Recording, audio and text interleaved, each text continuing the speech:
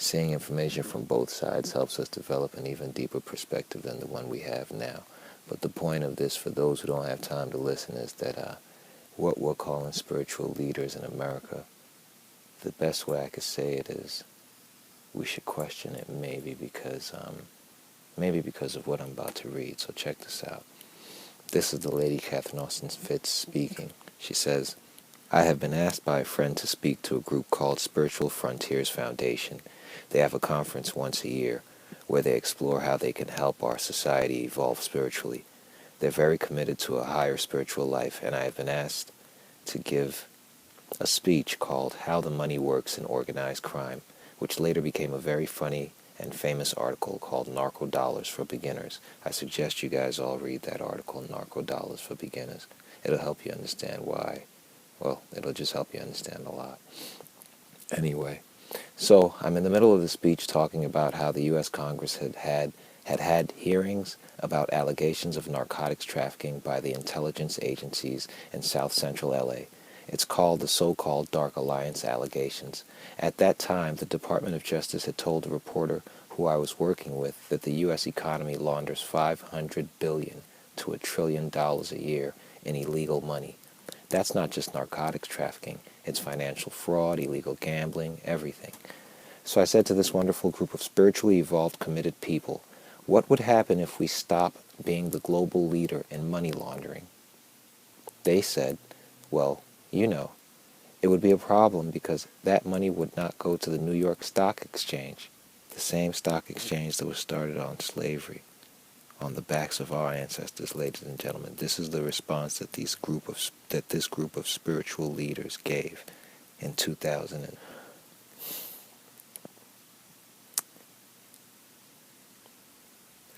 They said, if we stopped, the money would leave and go to Hong Kong or Zurich, and we'd have trouble refinancing the government deficit. So I said, well, let's pretend there's a big red button up here on the lectern. And if you push that button, you can stop all hard narcotics trafficking in your county, your community, your neighborhood, your state, your country tomorrow, thus offending the people who control not only $500 billion to $1 trillion a year of dirty money, but the accumulated capital thereon. Who here will push the button? And out of 100 people dedicated to evolving our society spiritually, only one would push the button. I wouldn't let him answer, so I said to the other 99, why would you not push the button? And they said, we don't want our IRA and our 401k to go down in value. Play that Phillip song, the one about suffering, where he says there's always a reason to fear. I don't want to die. I want to live. I have a house. I have a home. I have a mom. I have a dad. Phillip gives Phela, like we call him here, has a song in which he gives all the reasons why people continue to allow evil to go on. And it's incredible because he's speaking of people in a different environment, but it's the same kind of excuses. Let's go back and listen to what these people said again about why their reasons for not pushing that red button. They said, and if you push that button, you can stop. She offered them the deal. If you push the button, you can stop all the hard narcotics in the whole country. They said, we don't want our IRA and our 401k to go down in value. We don't want our mutual funds to decline. And we don't want our government checks to stop because we don't, if we had trouble financing the government deficit, our government checks would stop or our taxes would go up. And so I said, so you want the powers to continue to market drugs to your neighborhood's children to keep your taxes low and your 401k up? And they said, yes, that's right. And what was interesting, the epiphany I had that day was that everyone was so afraid to face that or talk about that we couldn't get to a point where we could do what I call turn the red button green. Because the right question is not how do we push the red button. The right question is how do we make money pushing the red button? How do we turn the red button green? Because if you can make money pushing the red button, then you can push the red button. And no one feels safe enough or comfortable enough to talk about this. It's a little bit like when you take methadone. Methadone or drugs makes your body weaker and weaker and weaker, so it can't possibly be profitable. It's the same with an economy. The more the economy depends on criminal enterprise, the more you're making money at things that make you economically stupid. Okay? You're getting good at financial fraud instead of getting good at things that really are useful and have some real economic productivity to them. So you're making your body politic weaker and weaker, the more dependent you get on this money. So it can't lead to any place good. So there is a way to turn the red button green, but it starts by being honest with each other. And one of the reasons I wrote the article, Coming Clean Beyond the Fiscal Cliff, is we've got to face this. We've got to look at that if we're going to turn the red button green. In that sense, we have all been complicit because we've been letting the leadership draw us in a more and more perverted and criminal way.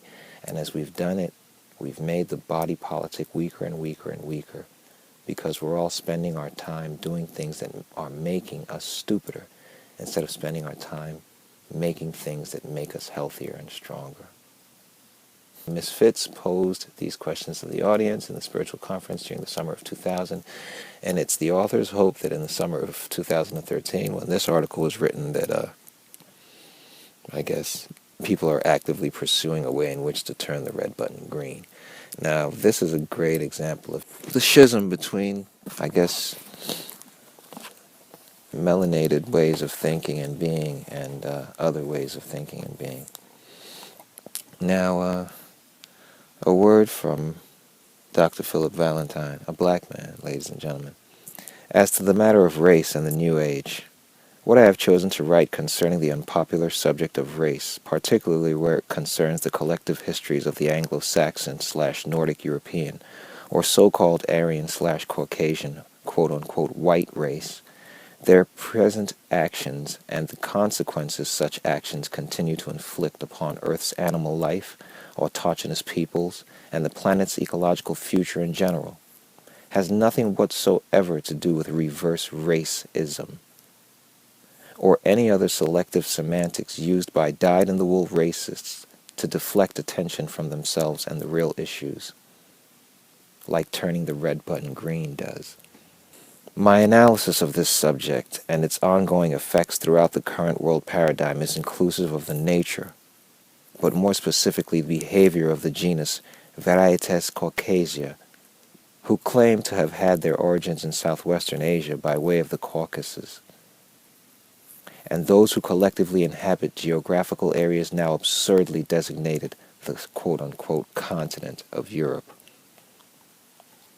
The history of Europe has been one of unceasing warfare between tribes comprising the Varietes caucasia, but for our purposes we will be examining the physical, psycho-spiritual, cultural, and economic consequences of their collectively coordinated efforts for power and wealth through resources, control, or through resource control,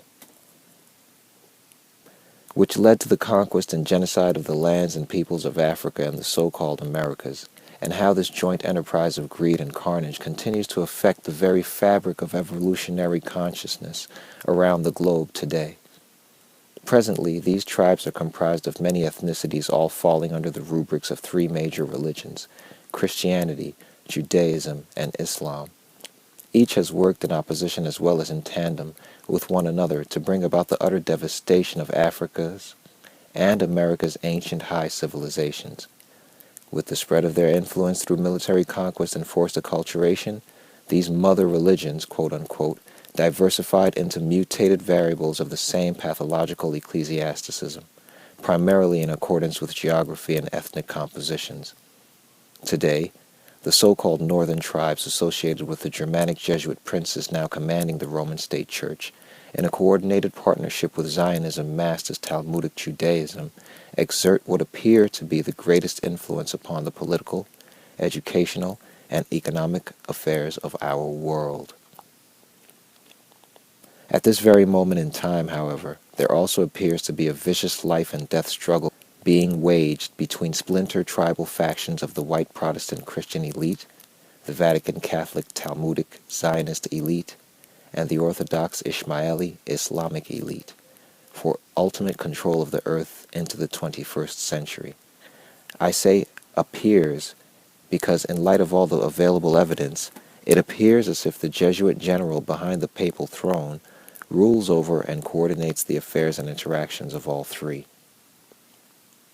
That said, my observations and analysis will be based on past and ongoing patterns of behavior demonstrated by these theopathic orders of faith, as documented by the European himself, behavior that has remained consistent with their violent histories for centuries.